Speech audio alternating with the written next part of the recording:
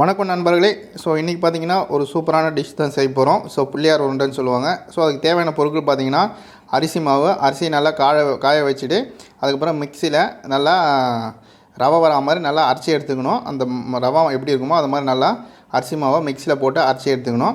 அதுக்கப்புறம் பார்த்தீங்கன்னா ஒரு கப்பில் நல்லா வெல்லம் நல்லா நொறுக்கி எடுத்துருக்கோம். நல்லா ஒரு பெரிய பாத்திரம் எடுத்துக்கலாம். அந்த பாத்திரத்தில் நம்ம ஏற்கனவே நொறுக்கி வச்சுருக்க வெல்லம் ஃபஸ்ட்டு போட்டுக்கலாம்.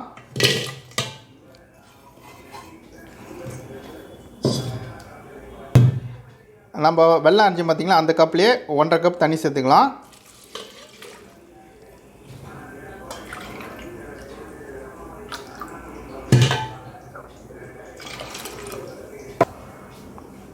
தேவையான அளவு உப்பு சேர்த்துக்கலாம். அதுக்கப்புறம் ஏலக்காய் நல்லா மிக்ஸியில் அரைச்சி அதையும் சேர்த்துக்கலாம். ஸோ அதுக்கப்புறம் இதை நல்லா அடுப்பில் வச்சு நல்லா கொதிக்க விடணும். நல்லா கொதி வரட்டும். நல்லா கொதித்து வரதுக்கு நல்லா ஒரு 10 நிமிஷம் ஆகும். ஏன்னா இந்த வெல்லம் நல்லா கொதித்து வந்த பிறகு நம்ம ஏற்கனவே எடுத்து அரைச்சி வச்சுருக்க அரிசி அதில் சேர்க்க வேண்டியதான். இது நல்லா கொதிக்கட்டும்.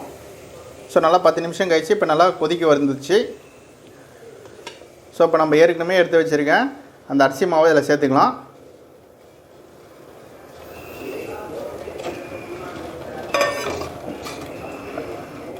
ஸோ நல்லா நம்ம ஒரு துடுப்பு வச்சு நல்லா கிளறி விட்டுக்கிட்டே இருக்கணும்.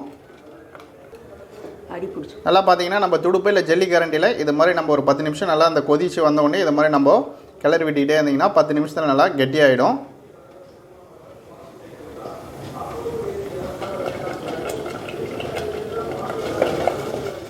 ஸோ இப்போ பார்த்தீங்கன்னா நல்லா கெட்டியாகிட்டே வருது. ஸோ நம்ம அரிசி மாவு போட்டுட்டு பிறகு நல்லா நம்ம ஜல்லி கரண்டி இல்லை துடுப்பு வச்சு நல்லா நம்ம இது மாதிரி கிண்டிக்கிட்டே இருந்திங்கன்னா நல்லா அந்த இது மாதிரி கெட்டியாக வந்துடும். ஸோ இப்போ பார்த்திங்கன்னா முன்னத்துக்கு இப்போ பார்த்திங்கன்னா நல்லா கெட்டியாகிடும். ஸோ நம்ம கையில் எடுத்து புள்ளியார் உருண்டை பண்ணுற அளவுக்கு நல்லா நம்ம அந்த பதத்துக்கு வர மாதிரி நல்லா கிண்டிக்கிட்டே இருந்துக்கணும்.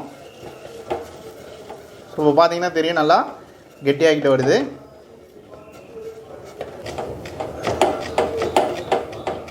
ஸோ நல்லா கலரிக்கிட்டே இருந்தால் தான் அது நம்மளுக்கு நல்லா ஒரு கெட்டியான பதத்துக்கு வரும்.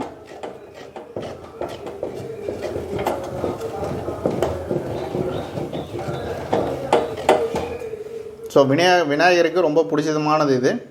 ஸோ நீங்களும் செஞ்சு பிள்ளையாருக்கு படைச்சி பாருங்கள். ஸோ நல்லா இந்த பதத்துக்கு வர அளவுக்கு நம்ம நல்லா கிண்டி நல்லா இந்த பதத்துக்கு எடுத்துட்டிங்கன்னா போதும். ஸோ அதுக்கப்புறம் இதை நல்லா ஆற வச்சு நம்ம உருண்டை பண்ணி படைக்க வேண்டியதான். ஸோ இது நல்லா ஒரு 10 நிமிஷம் நம்ம ஆறணும். ஸோ பார்த்திங்கன்னா நல்லா கெட்டியாக வந்துடுச்சு. ஸோ இது நல்லா நம்ம ஆற வச்சு தான் நம்ம உருண்டை பிடிக்கணும். ஏன்னா அப்படியே பிடிச்சிங்கன்னா கொஞ்சம் சூடாக இருக்கும்.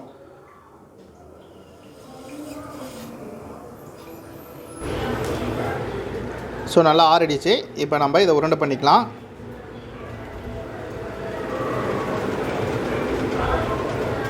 ஸோ கையாலே இது மாதிரி நம்ம உருண்டை பண்ணிக்கலாம். பண்ணி இட்லி தட்டில் நம்ம அந்த குழி எல்லாத்துலேயும் இதை மாதிரி எடுத்து வச்சுக்கலாம்.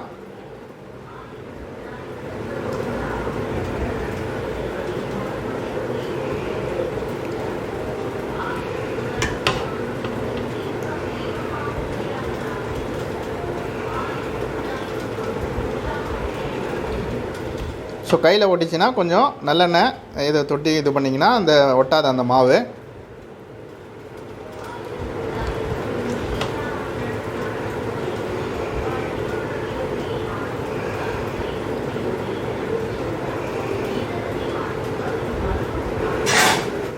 ஸோ எல்லா உருண்டையும் இப்போ உருட்டியாச்சு. உருட்டி இது மாதிரி இட்லி தட்டில் வச்சுக்கலாம்.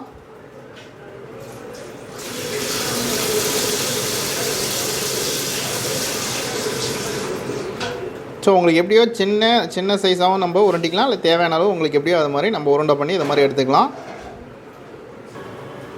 அதுக்கப்புறம் அடுப்பில் இட்லி குண்டானில் வச்சிடலாம். அதுக்கப்புறம் ஏற்கனவே நம்ம ரெடி பண்ணி வச்சுருக்கேன் அந்த உருண்டையை இதில் வச்சிடலாம். ஸோ வச்சுட்டு இட்லி குண்டானை போட்டு மூடிடலாம்.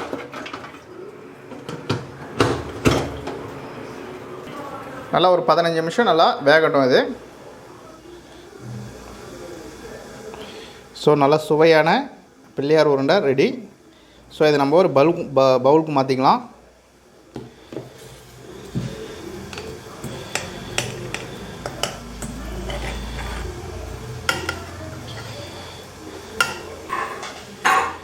ஸோ அப்போ பார்த்தீங்கன்னா ரெடி ஆகிடுச்சு உருண்டை. ஸோ இப்போ நம்ம விநாயகருக்கு இதுக்கு படைக்க வேண்டியதான் நண்பர்களே. ஸோ நீங்களும் செஞ்சு பாருங்கள், எப்படின்னு கமெண்ட் பண்ணுங்கள். மறக்காமல் இந்த வீடியோக்கு லைக் பண்ணிவிட்டு உங்கள் ஃப்ரெண்டுக்கும் ஷேர் பண்ணுங்கள். மறக்காமல் நம்ம சேனலை சப்ஸ்கிரைப் பண்ணுங்கள் நண்பர்களே. ஸோ மீண்டும் ஒரு வீடியோவில் சந்திப்போம். நன்றி, வணக்கம்.